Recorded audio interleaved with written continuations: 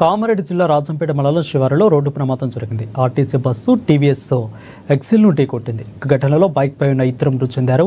ఇక మృతులు తాత సిత్తిరాములు, మనవడు శ్రీయాంశుగా గుర్తించారు. కేసు నమోదు చేసుకున్న పోలీసులు దర్యాప్తు చేస్తున్నారు.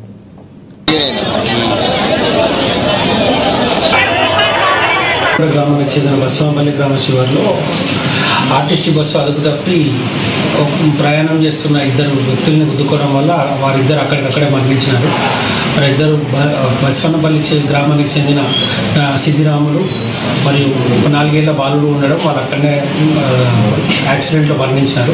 ఇటు విషయంపై కేసు నమోదు చేసి ఆర్టీసీ డ్రైవర్ని అదుపులోకి తీసుకున్నాం. దానిపై ఇన్వెస్టిగేషన్ చేసి ఏదన్నా బాధిత కుటుంబానికి న్యాయం జరిగేలా చూసుకుంటాం. ప్రాథమికంగా ఇప్పుడున్న విచారణ ప్రకారం డ్రైవర్ అదుపు తప్పి తను వెళ్తున్న లేన్ నుంచి అదుపు తప్పి ఆపోజిట్ వస్తున్న లేన్ వారిని గుద్ది కింద పడిపోవడం వల్లే యాక్సిడెంట్ జరిగినట్టు గమనిస్తున్నాం. దానికి పూర్తి ఎంక్వైరీ జరిగిన తర్వాత